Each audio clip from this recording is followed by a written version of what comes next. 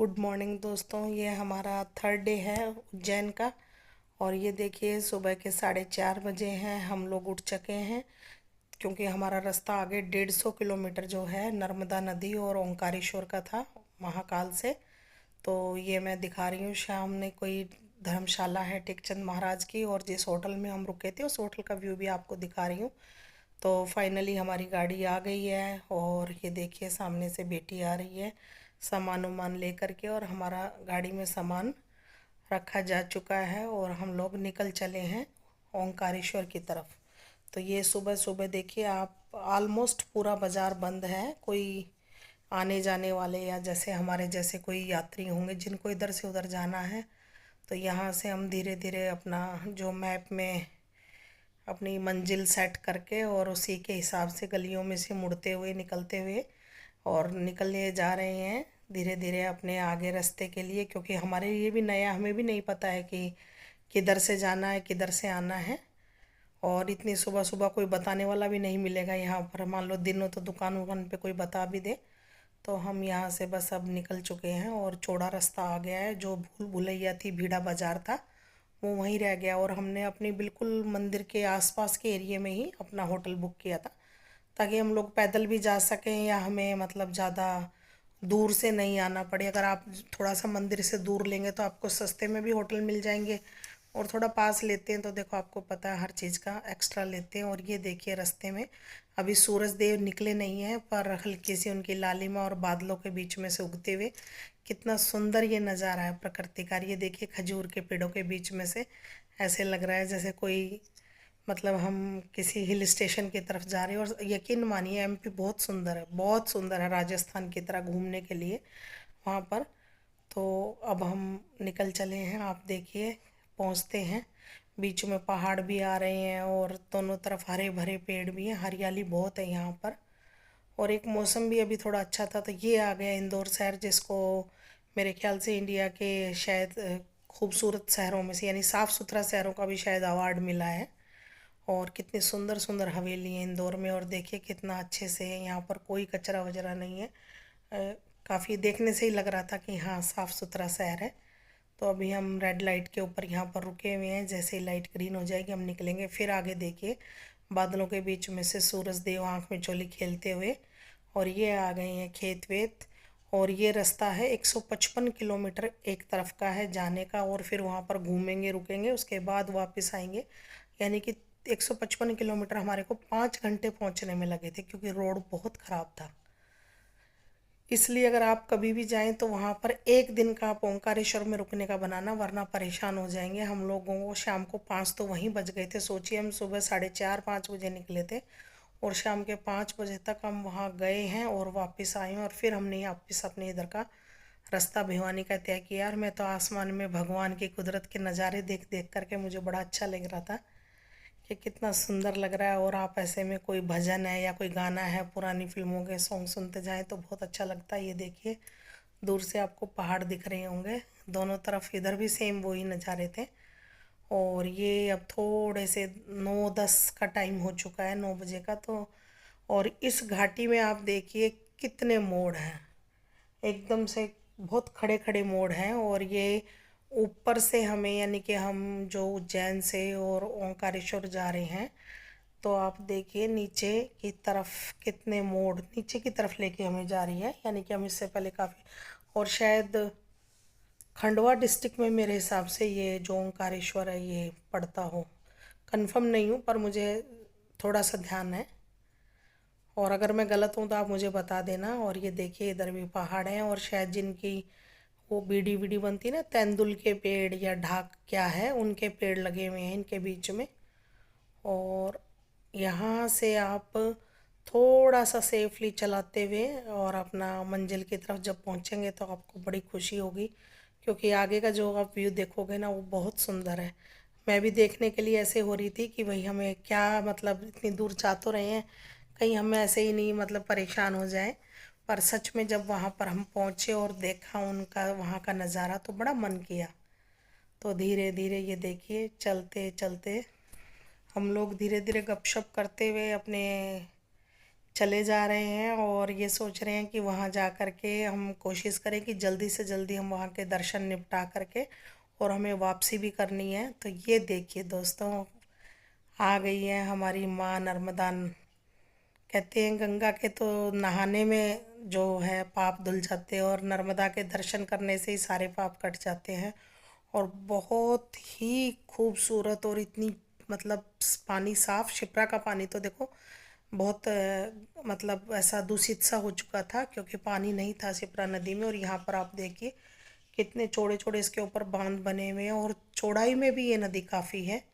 और ये एमपी से होते हुए इधर गुजरात में जा कर के वहाँ पर ये शायद किसी खाड़ी वाड़ी में मिल जाती है। और कहते हैं जो नर्मदा है इसके को वरदान है, शिव की पुत्री थी कि इसके कंकर कंकर में शंकर है। तो हम इसीलिए यहाँ से अपना सोचे कि हम शिवलिंग भी खरीदेंगे और अगर हमें कुछ कंकर मिल गए मान लो तो हम वो लेंगे। पर यहाँ पर हम जहाँ गए थे यहाँ पर वैसे हमें पत्थर नहीं मिले, चपटी चट्टाने हैं ओंकारेश्वर में। और अगर आप आगे जाते हो यहाँ पर एक बकावा गांव है, वहाँ पर आपको नदी किनारे या नदी के अंदर भी थोड़ा सा घूमने पर पत्थर मिल जाते हैं। उनके ऊपर कुदरती देखिए ओम की आकृति या इस तरह का भगवान मतलब उसमें डिज़ाइन देते हैं, बाकी तो वो लोग घिस के शेप देते हैं, बट उनके अंदर जो आकृति होती है वो माँ नर्मदा के पत्थरों में अपने आप निकलती है। तो ये काफ़ी लंबा पुल था और इसके बाद भी हमें थोड़ा और चलना पड़ा। ऐसा नहीं है कि एकदम से ही नर्मदा नदी आ गई है, यहाँ से आगे काफ़ी चल करके ये देखिए नमामि देवी नर्मदे लिखा हुआ है। और यहाँ पर हमने स्नान किया, ओंकारेश्वर के दर्शन किए और यहाँ पर एक ममलेश्वर महादेव है वहाँ के, वो 1000 रुपया मांगेंगे तो बहुत ज़्यादा, बट आपसे 1000 रुपये में 5 जने थे हम, पर्सनल हमने अपनी नाव कर ली थी और वो हमको यहाँ पर जो संगम है कावेरी नदी का और नर्मदा नदी का यहाँ पर संगम है वहाँ पर लेके जाते हैं। एक जो यहाँ के अपने आदि गुरु शंकराचार्य जो सबसे फर्स्ट आए थे उनका एक स्टेचू सा लगा हुआ है, आपको वो दर्शन कराते हैं। सामने एक बांध है, आपको वो दिखाते हैं और संगम में स्नान करके आपको उतनी देर वो रुकते हैं 1-1.5 घंटा। देखो हमारे नाव वाले भैया बहुत अच्छे थे, फिर आपको वापस आपको तट पे छोड़ देंगे। तो 1000 रुपये में ये हुआ था। हमने मछलियों के लिए कुछ चारा लिया था, नर्मदा नदी को थोड़े बहुत फूल वगैरह पूजा वगैरह के जो सामान था वो अर्पित किया था। आप देखिए पानी इतना गहरा है और अगर अभी ये हाल है तो बारिश के दिनों में यहाँ पर क्या हाल होता होगा। और आप देखिए ये जो सामने पहाड़ के ऊपर यहाँ पर फिर भी थोड़े बहुत जैसे पेड़ वगैरह दिख रहे होंगे और काफ़ी चलना पड़ता है, लगभग 15-20 मिनट तो लग जाते हैं जब आपको ये संगम पे लेके जाता है ना जो कावेरी नदी का, और उसका जो संगम स्नान है। हमने सोचा अगर देखिए हमारे से प्रयागराज तो नहीं गया गया, वहाँ पे संगम में स्नान नहीं किया, कम से कम हम यहाँ पर नर्मदा में तो स्नान कर ले। और ये देखिए वहाँ पर जो शिवलिंग मैंने बताया ना कि नर्मदा के तो कंकर कंकर को वरदान मिला हुआ शंकर का, तो यहाँ पर बहुत आपको इसके तट पे भी ये देखिए चपटी चट्टाने हैं, जैसे ना बर्फी नहीं होती हैं एकदम से फ्लैट, तो यहाँ पर आपको गोल पत्थर नहीं मिलेंगे। और यहाँ जो सर है इनकी तबीयत भी काफ़ी ख़राब हो चुकी थी, तो ये इसी वजह से हमको थोड़ा ये था कि हम जल्दी घर जाएं, उनको दवाई गोली दिलाएं। ये जो सामने आदि गुरु शंकराचार्य की जो मूर्ति है वो लगी हुई है, यहीं से कहते हैं उन्होंने शुरुआत की थी जो भी धर्म और मठ वगैरह बनाने की। और ये आपको जो आपके नावल अगर मिल जाते हैं भैया अच्छे तो आपको खूब अच्छे से दर्शन करा देते हैं। तो ये देखिए यहाँ पर हम उनको फूल माला वाला नदी को जो है वो अर्पण कर रहे हैं नर्मदा मैया को। और यहाँ से बस अब इधर से वो टर्न मार के आपको लेके जाएंगे और वो 1-1.5 घंटा वो लोग वहीं पे इंतज़ार करते हैं और आप आराम से नहाइए स्नान करिए और वापस आ करके और अपने उसमें निकल जाइए। ये एक्सपीरियंस सच में बहुत अच्छा रहा है, बहुत अच्छा। मेरा तो देखो फर्स्ट टाइम ऐसा हुआ है कि मैं मतलब ऐसे नदी में डायरेक्ट ऐसे नहाई हूँ। ये हम नहा करके आने के बाद गए हैं, कपड़े उपड़े बदल लिए थे। ये देखिए यहाँ पर शिवलिंग रखे हैं, तो इस तरह से आपको यहाँ पर चीज़ें दिखाई देंगी। और ये जल मुर्गाई या कोई पक्षी था जो नर्मदा नदी में था। ये देखिए बेटी और मैं वहाँ पर नहा रहे हैं। ज़्यादा अंदर तो हमारी हिम्मत नहीं हुई पानी में जाने की और वो मना भी कर देते, जाने नहीं देते। तो यहाँ पर हम डुबकी लगा रहे हैं, तो हस्बैंड बोले कि मैं बीमार हूँ, मैंने ऐसे हाथ मुंह और पंच स्नान सा कर लिया है, सर पे पानी छींट लिया है, तो आप मेरे नाम की 5 डुबकी लगाओ।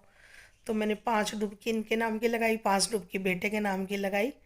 और ये देखिए मुझे डुबकी लगा, ये मेरी डुबकी लगाना था क्योंकि मुझे भी हल्का सा दवाई वगैरह ले रही थी, फीवर सा था और कानों में पानी घुस रहा था, पर फिर भी मैंने कोशिश करी, हिम्मत करके मैंने 10-15 डुबकी अपनी लगाई है। और यहाँ पर बुआ जी और मैं बेटी मेरे बालों को बांधते हुए, बस हम यहाँ पर हमने कोशिश करी कि हम सच में मतलब वो पत्थर ढूंढें, मैं गोल गोल शिवलिंग टाइप में, पर नहीं मिले। तो हमने यहाँ से आते हुए 250-250 रुपये के शिवलिंग लिए और अपने वापस निकल चले। और आते आते आप सोचिए हमें, मतलब यहाँ से हम 1-1.5 घंटा रुके होंगे, यहाँ पर नहाए धोए और अपना निकले हैं। और सुबह आकर के 6:30 बजे हम अपने घर पहुँचे हैं। पर ये था कि दर्शन अच्छे से हो गए और बड़ी शांति मिलती है किसी तीर्थ स्थान पे जा कर के। ये देखिए मैं अपने पितरों को पानी देते हुए अंजलि से और हाथ जोड़ करके अपने भगवान को याद करते हुए। तो ये हमारी यहाँ की एक जर्नी थी, जो लास्ट वीडियो था, 3 बनाए थे मैंने छोटे छोटे पार्ट में। मुझे लग रहा है आपको अच्छा लगा होगा। अच्छा लगे तो लाइक शेयर सब्सक्राइब कीजिएगा। और बहुत अच्छी जगह है, आप भी कभी जाइए।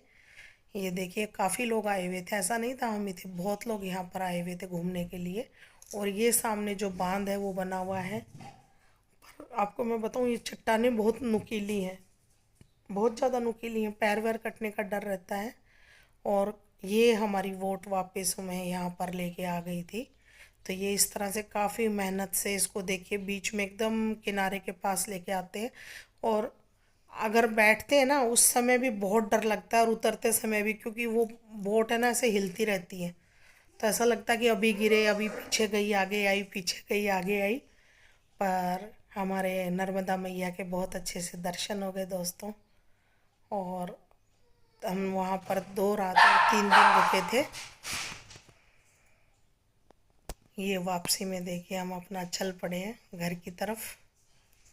और खूब अच्छे भगवान ने, ये देखिए मौसम भी ठंडा सा कर दिया था, हल्के से बादल कर दिए थे। और आप नज़ारा देखिए कितना सुंदर है यहाँ से। मैंने आपको बताया ना कि एमपी बहुत सुंदर है, घूमने में बहुत सुंदर है यहाँ पर, मतलब प्रकृति ने इतनी सुंदर रचना की हुई है ना। और हम चल पड़े हैं वापस। आप देखिए हमें लग रहा था रास्ते में कहीं बारिश ना आ जाए, क्योंकि बारिश आ गई तो फिर गाड़ी की स्पीड ज़्यादा नहीं रहेगी और हमें और भी लेट हो जाएगा। और ये बीच में छोटे छोटे गांव हैं, और मतलब ज़्यादा मैंने देखा यहाँ पर ऐसा कोई शहर नहीं है, विकसित शहर, जैसे इंदौर ही बड़ा शहर बीच में आया था, या फिर जैसे उज्जैन बड़ा शहर था ना। ओंकारेश्वर के आसपास आपको सारे छोटे छोटे गाँव से मिलेंगे। और यहाँ से हमारी खाना वाना हमने खा लिया था। और ये देखिए ये थोड़ी सी मेमोरी मैं आपको दिखाती हूँ, बांध के उधर की तरफ से जब हम खड़े होके फ़ोटो खिंचवा रहे थे, क्लिक कर रहे थे। और एकदम हरा पानी है, ग्रीन पानी है जो माँ नर्मदा का है। और ये कुछ हमारी फ़ोटो हैं, हमेशा याद रहेंगी ये चीज़ें। तो ये देखिए माँ नर्मदा का दर्शन हो गया है। ये शंकराचार्य की जो बड़ी सी बहुत बड़ी मूर्ति लगा रखी है इसी पहाड़ी के ऊपर। और यहाँ से बस